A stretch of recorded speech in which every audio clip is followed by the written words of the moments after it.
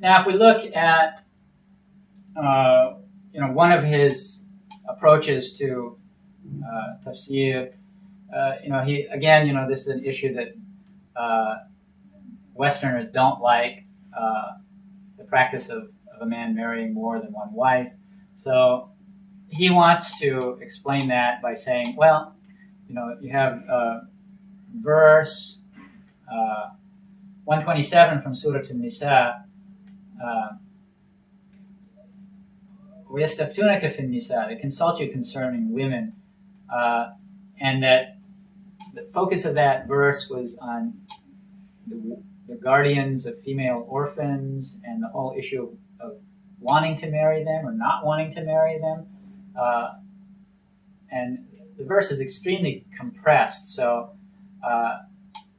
it just alludes to this in this compressed fashion. And what it means is that, Aisha explained in a hadith that if a guardian had an orphan who was rich and beautiful, then he would want to marry her. And if she was rich but not beautiful, then he would not want to marry her, but he would also not want anybody else to marry her because that would take her property out of his management, and he was getting benefit from having her property along with his property. And so this verse was condemning that practice. And then at the beginning of Surah An-Nisa, it talks about giving orphans their wealth and not exchanging the good for the bad in managing their wealth, nor absorbing their wealth into the wealth of the guardians. And then it talks about if you fear that you will not deal fairly by the orphans, then marry women who seem good to you, 2 or 3 or 4.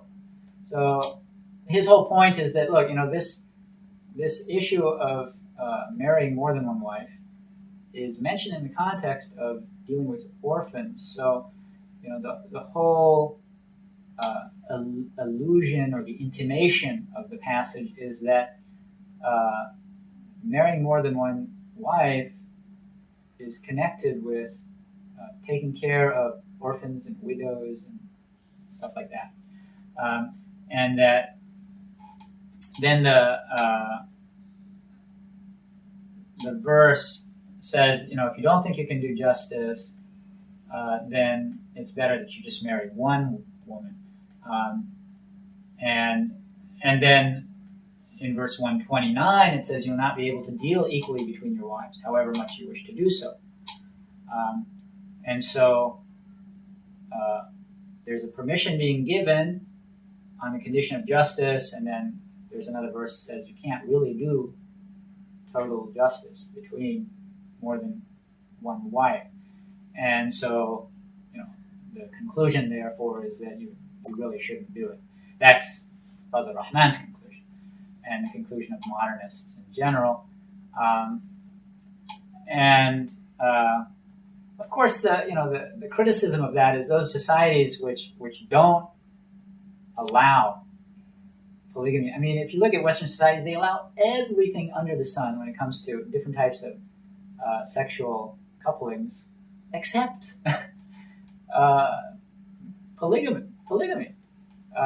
They allow everything else except that. So, one-night stands and mistresses and, people living together without marriage is all okay. But if one man marries more than one woman, then that's not okay. So if a man has a wife and he's fooling around on the side, that's okay. If he acknowledges that other woman and agrees to be responsible for her and acknowledging the children that may result from his relations with her, there's something wrong with that. I mean,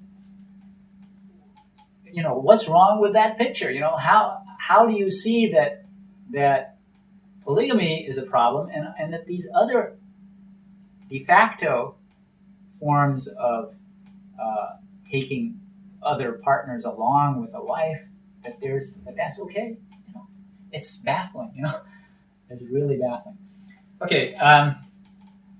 Now, some of those methods that Fazlur-Rahmaan identified for looking at the text, identifying what was specific about the cultural context in which it was revealed, then deriving principles from that, and then reapplying those principles to the situation around us rather than the specific rules.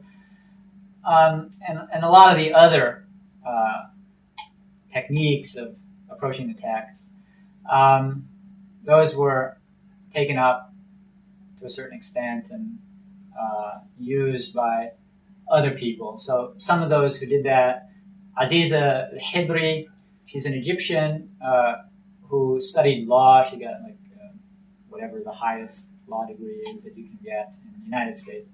And she was so turned off by the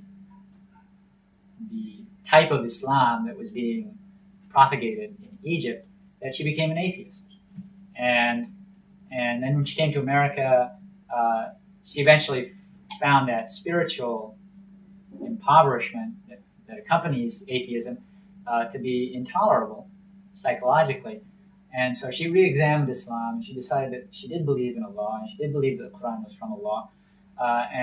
But she had become a complete feminist. Her worldview that was built up upon the foundations of atheism.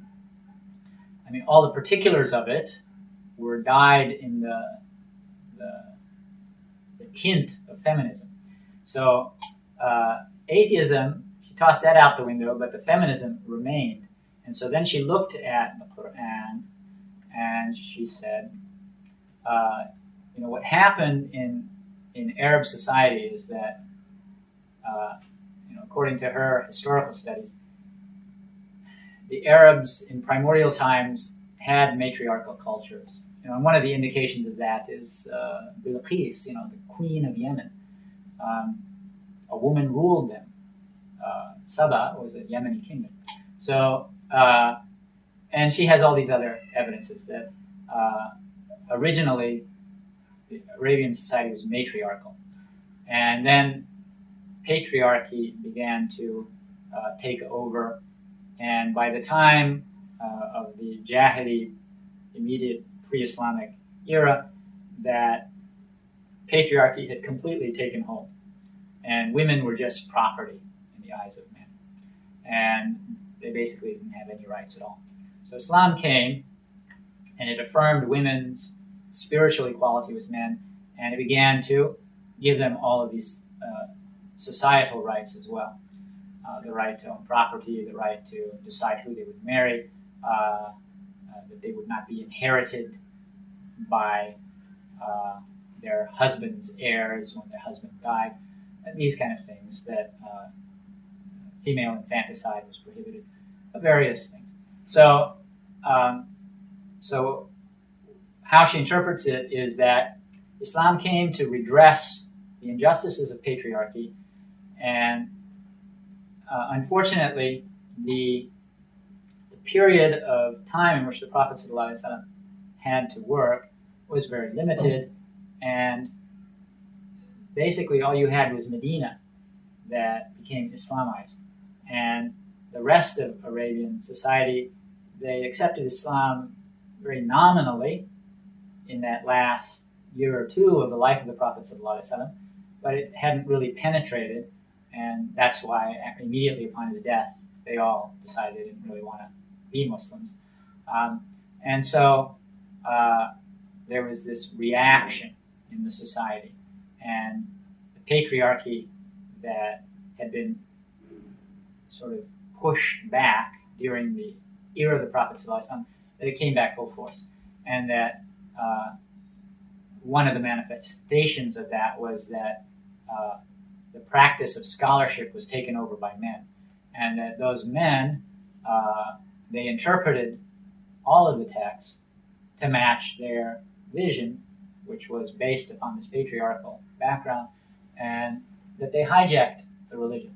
And they edited out everything in it that would give women a full role in the society. And that now it's the job of women to equip themselves with the tools of ijtihad to go to the text and reinterpret them in order to redress the imbalances of male interpretation of the text. So, there's a grain of something to what she has to say. Of course, she has problems with the Sunnah, like everybody that we're going to talk about, and